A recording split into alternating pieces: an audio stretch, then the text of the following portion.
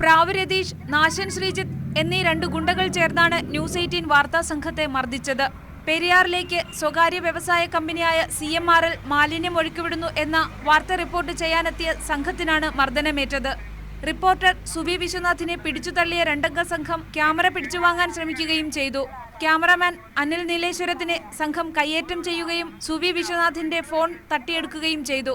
CMRLന് നേരെയുള്ള ആരോപണം വ്യാജമാണെന്നും വാർത്ത റിപ്പോർട്ട് ചെയ്യരുതെന്നും കാട്ടി സംഘം ഭീഷണിപ്പെടുത്തുകയും ചെയ്തു.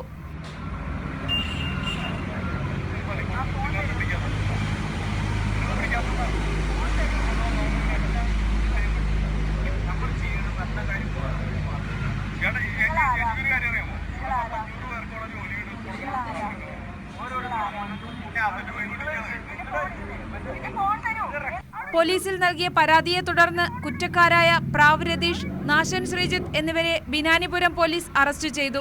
ഇവരുടെ പക്കൽ നിന്ന് സുവി വിശ്വനാഥിന്റെ ഫോൺ പോലീസ് കണ്ടെടുത്തു.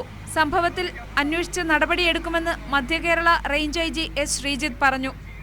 നിയമപരമായി അന്വേഷിച്ച് കൃത്യമായ നടപടിയെടുക്കുമ്പോൾ ഒരു സംശയം അതിനെക്കുറിച്ച് വേണ്ട. ആരാണ് അതിക്രമം കാണിച്ചതെന്ന് വെച്ചാൽ അന്വേഷിച്ച് നടപടിയെടുക്കുന്ന പോലീസിന്റെ ജോലിയാണ് അത് ചെയ്തിരിക്കുക. ന്യൂസ് 18 കൊച്ചി.